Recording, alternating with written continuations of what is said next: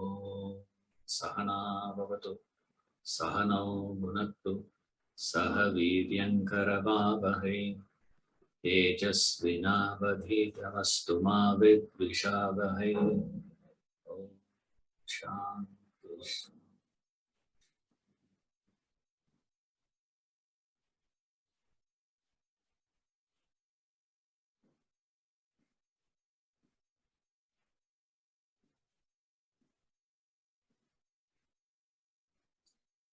Why does Swamiji discuss about waking and dream state under the topic when, whence, why? When, whence, wherefore this world. I think they are referring to this.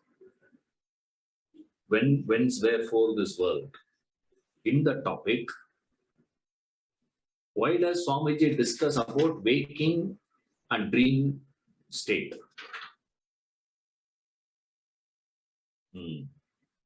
Yes. See, the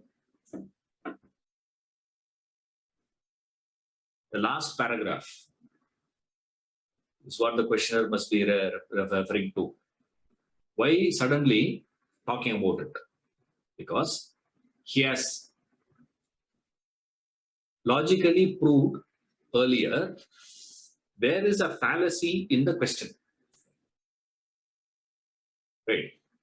There is a fallacy in the question. What is it? You are putting time, space, causation on one side, world on the other side.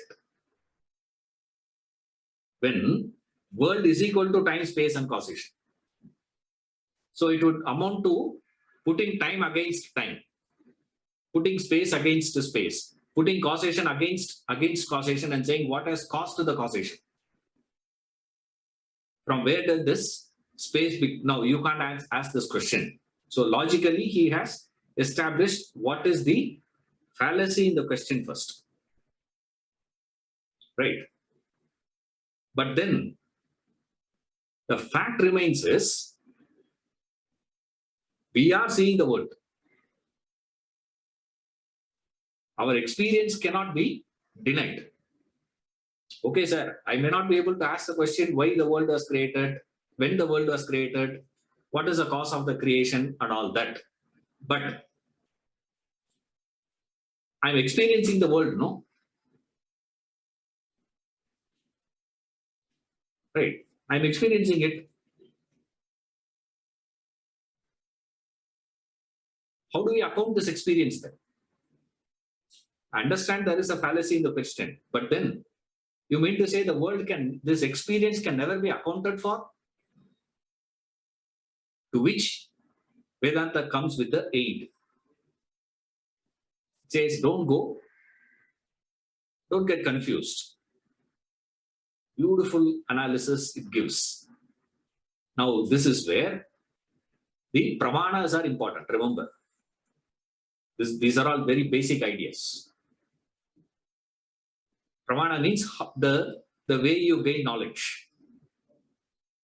There are many pramanas are there, right? Now there are certain things that are accepted pramanas. Few people accept certain pramanas, people don't accept certain pramanas.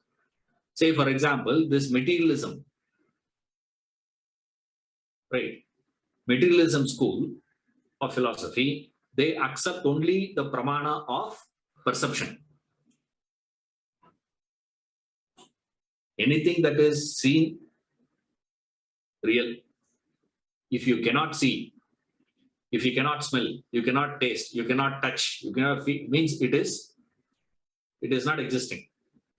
Don't talk about things which is beyond this. Talk about only this, that's it, full stop. Don't talk about anything else. This is one pramana. They take only one as the authority. For you to gain knowledge, that is only means. There is no other means of gaining any knowledge. This is one group. Like that, we have a few groups. In that, we have predominantly, most of them accept 4 things as pramana. Right. The first one is pratyaksha pramana. So you say direct perception. The second one is inferential. You infer. You deduce. Right. I'm not going into the details of what all the parts of inference, what all there are 5 aspects to inference.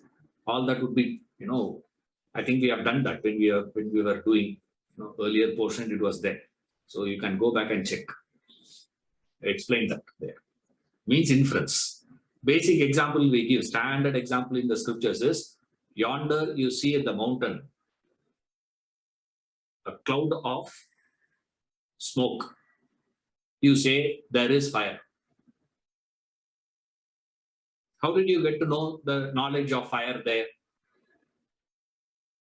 You're not seeing. Then how you got to know that? You inferred. Wherever there is smoke, there will be fire. This is the rule. That is a deduction. Yatra yatra dhumuhu tatra tatra, this one and all these examples will be given, proof and all is given there in this scriptures. So we say, wherever there is smoke, there will be fire. I see smoke.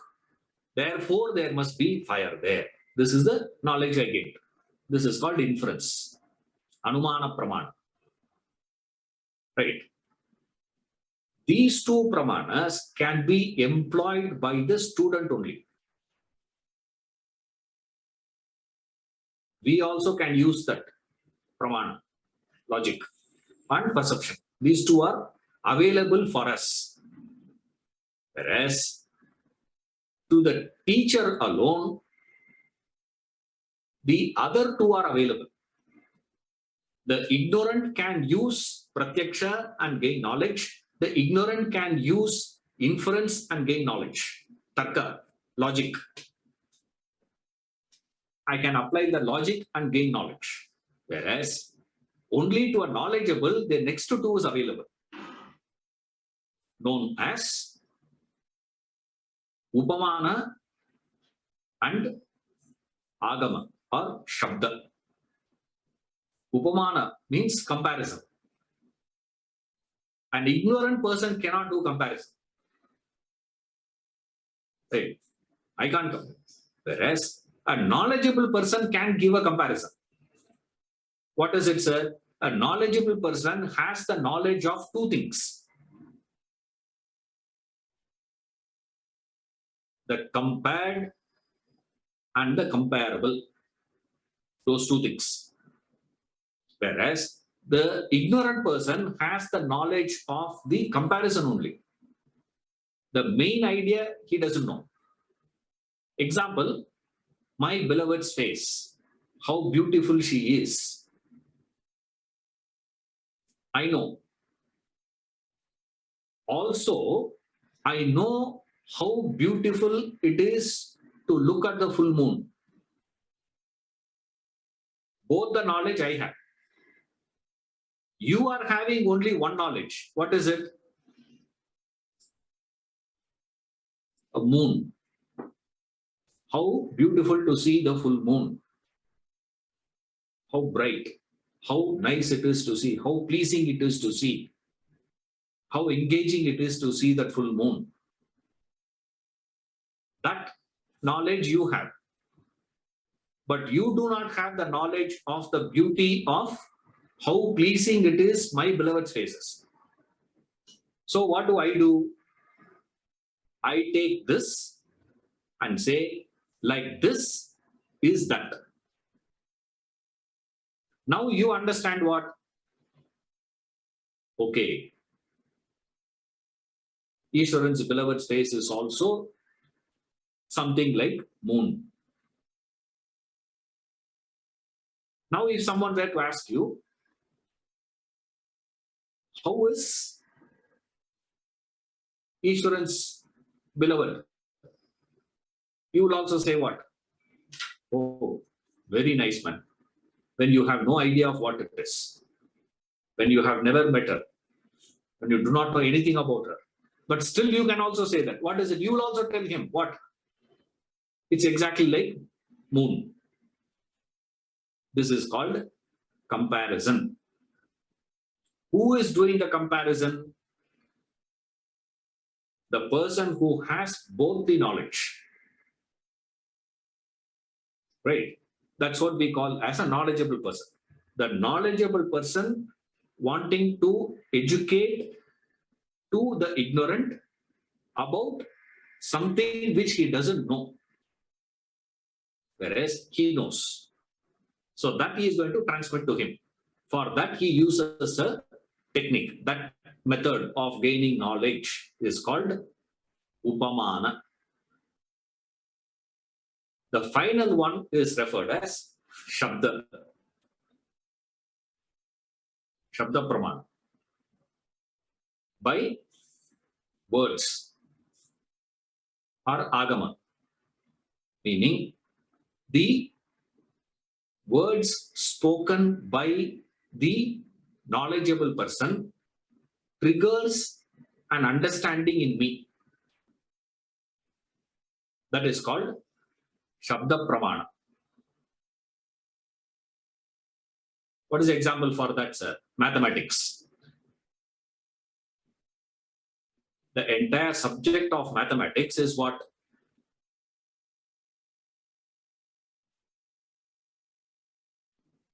It is Shabda Pramana only. How did you pick up a language? Apple, ball, cat.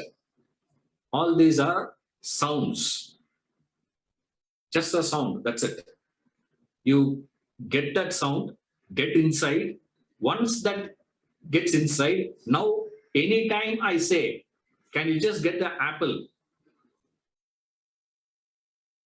Then you will go to your house and pick up an apple and give me, if it is there. Or else you will go there and check and come back and say what? Sir, it is not there. For both, you need to have the knowledge of apple. How did you get to know? When I use the word apple, I'm just using the word apple, which is just a sound actually, isn't it? That's why it is called as Shabda Pramana. The language, from the words, you gain some understanding. Okay. Now, the student has come to a point where his questioning, his inquiry, his logic is broken.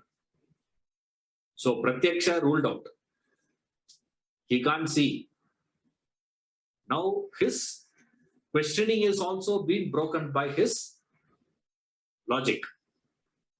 Now what is the option for him to gain the knowledge? Comparison.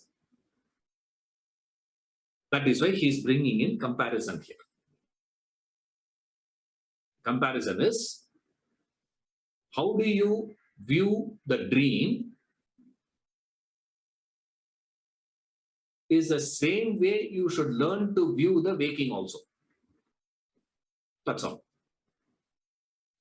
For there is no difference between dream and waking. Both have very similar properties. Both appear. Waking world appears to the waker. Dream world appears to the dreamer. Waking world looks beginningless. Dream world also looks beginningless.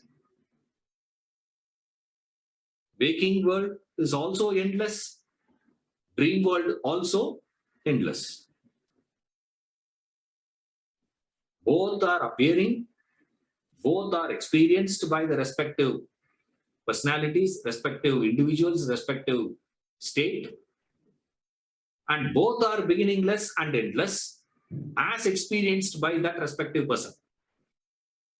The waker experiences the waking world as beginningless and endless. Same way the dreamer also experiences the dream world to be beginningless and endless. So there is a, straight away there is a comparative point.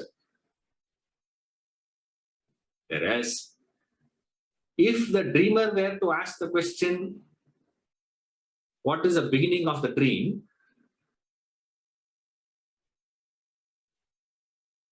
What will be the answer given by the waker?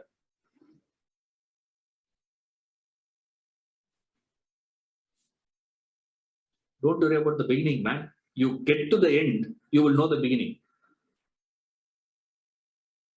How do you get to understand the beginning of the dream world? If the dreamer asks, what is the answer from the waker? He'll say, first wake up, which means what? End the dream. When you end it, you will understand the beginning.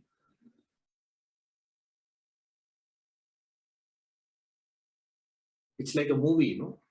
You understand the movie only in the last minute. Like that it is. Shashank Redemption, that movie. Such a boring movie, I tell you. But that last 10 minutes, suddenly the whole movie looks like, my God.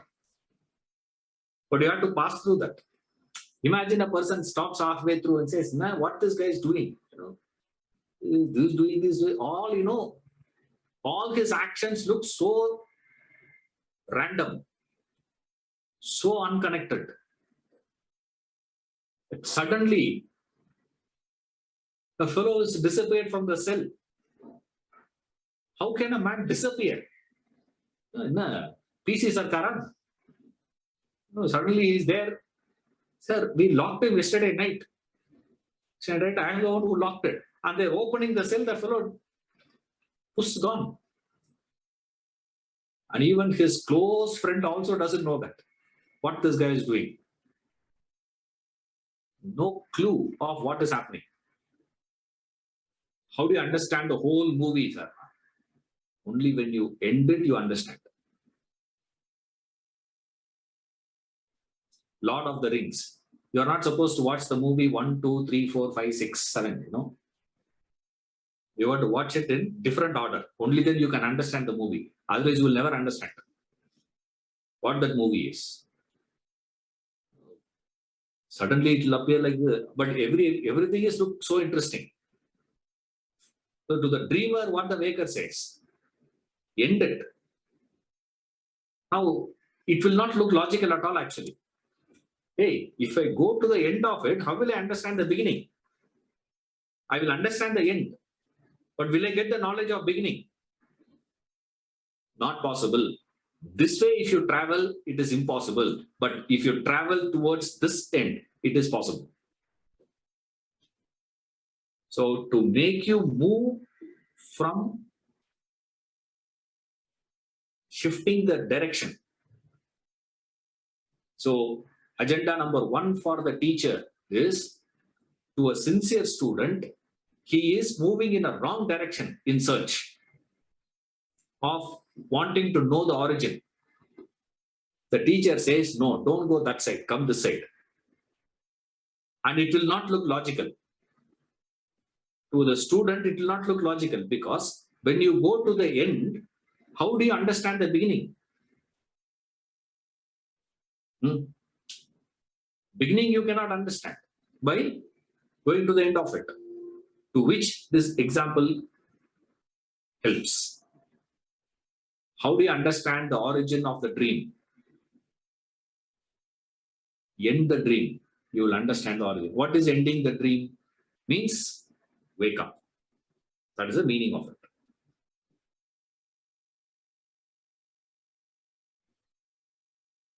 The dreamer can never conceive. The dreamer will never agree. How do you mean ending the world? Oh, you mean to say pralaya? The end of world means, like we all thought, I remember 3 times they told world is going to come to an end. It was very small in school days, I remember. One day suddenly it became such a big thing in the house and all that, oh, world is going to end. World is going to end, world is going to end, world is going to end. And then in the 90s, also it came up. And then 12, later, last one I heard was that it is going to end. World is going to end. Is that the meaning of ending? Says, no, that's not the meaning of ending. Then what is ending, sir? To shift your direction. That mystery of origin is striking. And you will go on asking the question of the origin only. Your intelligence will not be inspired by searching for the end of it. You will get scared of the end, but you will get excited about the beginning. But what you don't understand is, if you are very sincere about understanding the beginning, it is only by attempting to know the ending. That is the job of Vedanta. That is how the comparisons. That is why the comparisons. Nice question. Why this brought in here suddenly? Because of these two. One, Pratyaksha ruled out, Anumana ruled out. The only possibility is Upamana. That's the only way. That is why they use this famous example, famous experience. What is known to you is waking and dream. What is unknown to you is waking and Turiya, fourth state. So, dream and waking is compared to waking Turiya.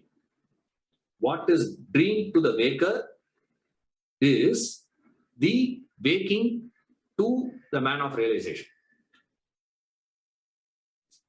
You will get a fantastic idea of what is the nature of this world. When you understand that, then what is it, sir? After that, whatever he is going to present switches over to Shabda Pramana. So now it will be only these two. The comparison and Shabda. Comparison, Shabda. Comparison, Shabda. Comparison, Shabda. That's all it is. Upamana and Shabda. Only these two Pramanas will be there more now. This comparison is this. Then why particularly this comparison, sir? To take you to shift your focus. 2. 3. Comparative points are fantastic here. Why? This also appears, that also appears. This also appears beginningless, that also appears beginningless. This also appears endless, that also appears endless. Here, to understand the beginning, you need to end. Same way, if you want to understand the beginning, you have to end. That is the thing. That is the reason.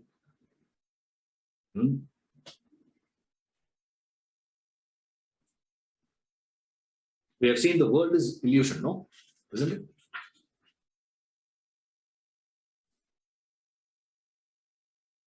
World is illusion. That we have, he establishes. What is this? This world. How do you make this comparison? Says, if you consider the dream world to be an illusion, then you do not have any reason to consider the waking experience, the waking world of yours to be any more real. So what is the level of reality you give to the dream is the same level of reality can be given to the waking world also. But all of us give more reality to the waking and unreality to the dream. Illusory, we say dreamers.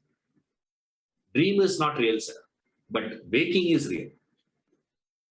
Dream is unreal, but waking is real, we say.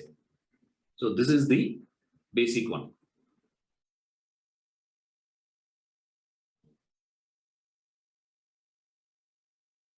Yeah, this one also, this just reminded of the origin or the fundamental problem here. Now we are moving to these two things, intrinsic and extrinsic illusions. There are two types of illusions playing. Now this Maya is studied from different ways, right? Each systems have their own way of presenting this Maya. You know, Vidya Maya is there, Avidya Maya is there. One. Another one they say is Shuddha Maya and Ashuddha Maya. And Shuddha Maya, Prakriti Maya. Each systems have developed this idea of Maya, illusion, in various ways. Now here we use this two ways. Illusion means the Maya is of two types of Maya is there. Right. This Maya is the power to conceal. There are two aspects to it, remember, or avidya. Okay. First you take it as avidya, ignorance. Avidya, ignorance is likened to darkness. Okay.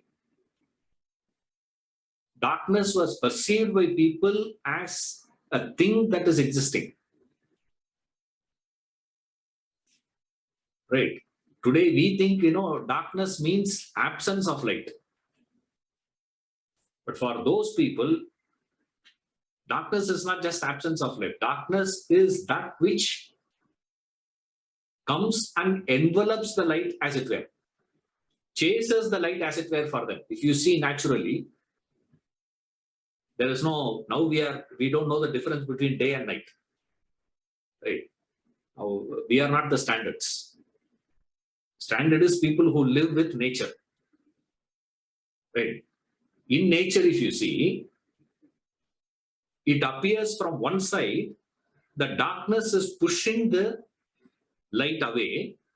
In other side, light is pushing the darkness away. It looks like that actually in nature, if you see. It's like this fellow is pushing and saying, Solpa adjust madi. Like in the bus and all, you see, the train. They say, Solpa adjust madi. And they say, like that. The darkness comes and says, Solpa adjust madi, and it comes and sits. And then the light comes and says, pushes this fellow. Like in the flight, we always have the fight for the armrest. See? You sit there and understood this unwritten rule of both of us. I have not spelled out to you, you also don't spell out to me. But unwritten rule, all this way you are keeping a hand. No, now let me keep my hand. You're right. This is exactly the same thing is what they see in nature also. See, so those people don't know about artificial light and all that. Like we have more brighter than daytime actually now.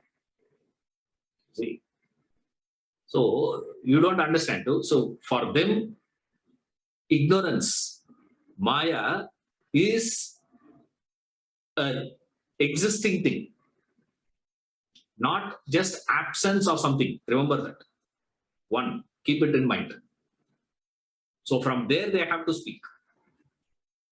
But the thing they always use is this, the nature of avidya, nature of ignorance.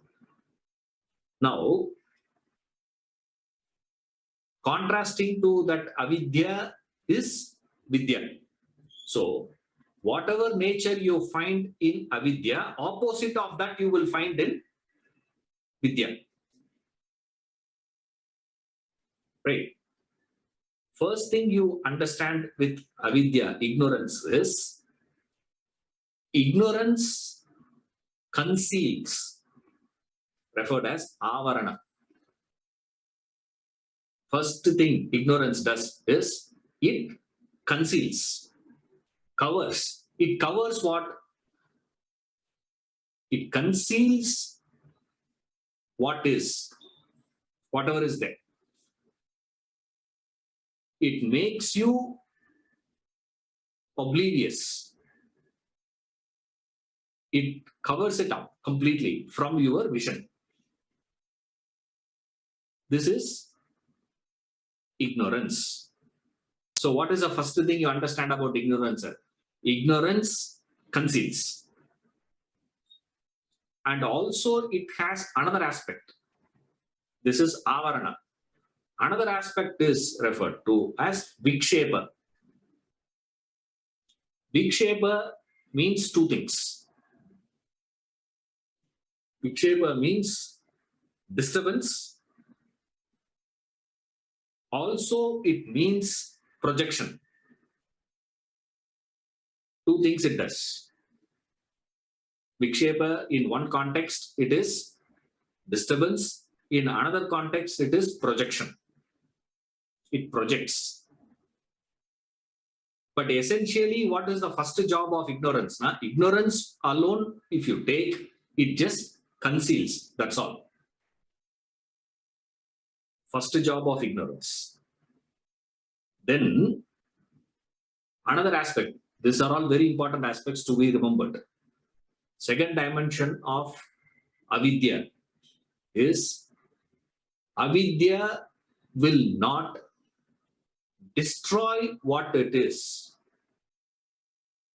What is concealed. One. Two, avidya doesn't destroy it. When you switch off the lights, the darkness conceals the sofa, the chair, all that. The darkness doesn't destroy the sofa. Isn't it? These are all important aspects to remember.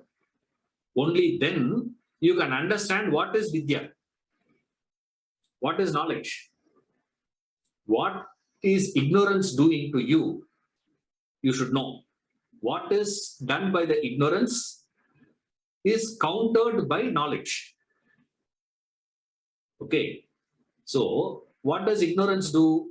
Ignorance conceals avarana and it doesn't destroy. It will not destroy whatever is there. Now come to vidya. If you come to vidya side, what does vidya do, sir? What is vidya? What is knowledge? Knowledge will only reveal what it is. If ignorance conceals, knowledge reveals. That's all. That is why we say knowledge is the solution for ignorance. Why? Knowledge does exactly opposite of what ignorance is doing. Therefore, the antidote for ignorance is knowledge. What does ignorance do? Conceals. So what should knowledge do? Reveal. Isn't it? If knowledge is not revealing, then first point. Second point we saw with reference to ignorance is avidya, it will not destroy. Similarly, knowledge will not create. You see, if ignorance is not destroying, knowledge will not be creating anything new. Only then knowledge can just do revelation. That's about it. It just reveals. That's about it. That's all. So what does ignorance is doing? Ignorance can be removed only by gnanam.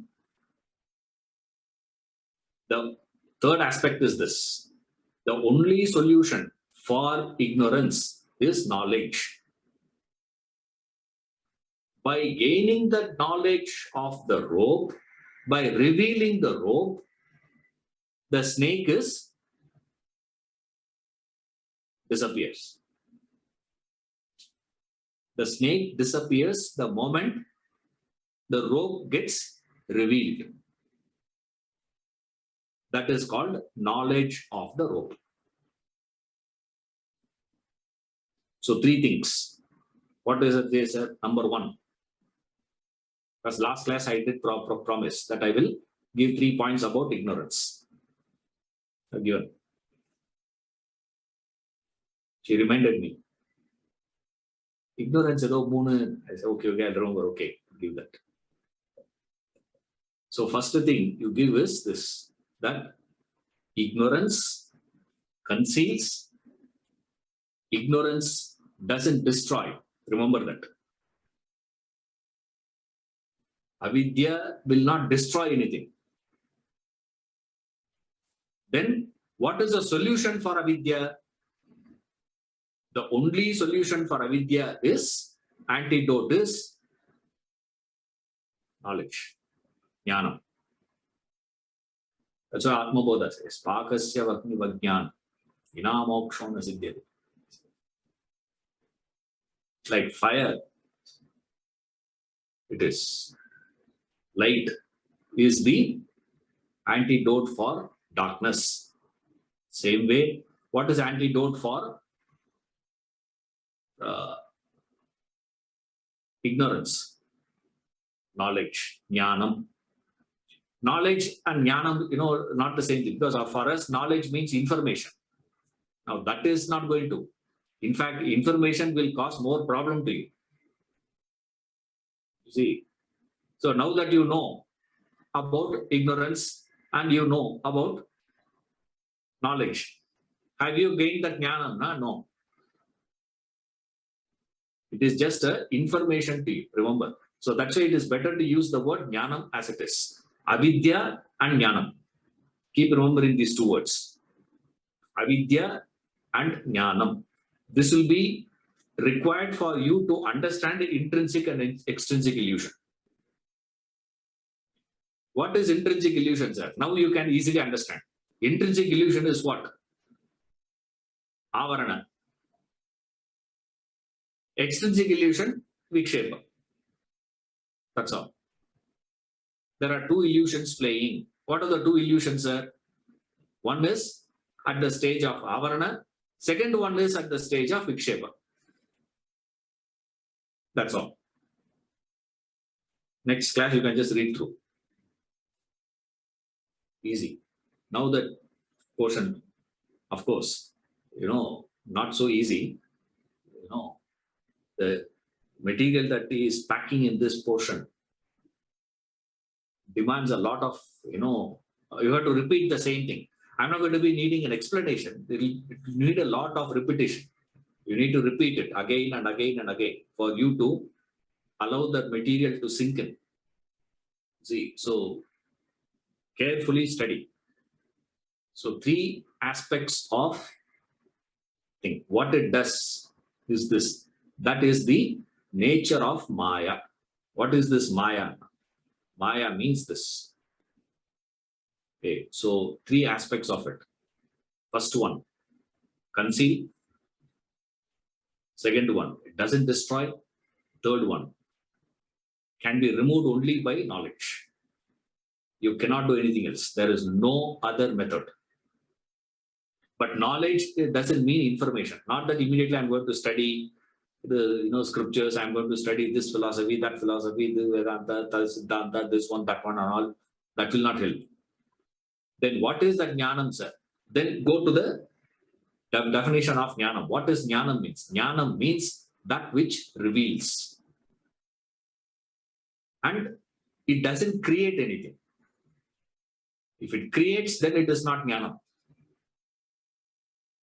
See, that's why if you have knowledge, you will gain arrogance. No, sir, not possible. Why? Arrogance gets created by knowledge means that's not gnanam. Why? It's created, no. Earlier I was so humble, now I have become arrogant. So the knowledge has created arrogance in me. That is not knowledge then. Why? By definition, knowledge will not create anything. It is incapable of creating anything. Something else alone can create. Then what can create and all is a different question. We don't have to worry about that point. But gnanam is incapable of creation. Why? Gnanam is opposite of ajnana, avidya. Avidya cannot destroy.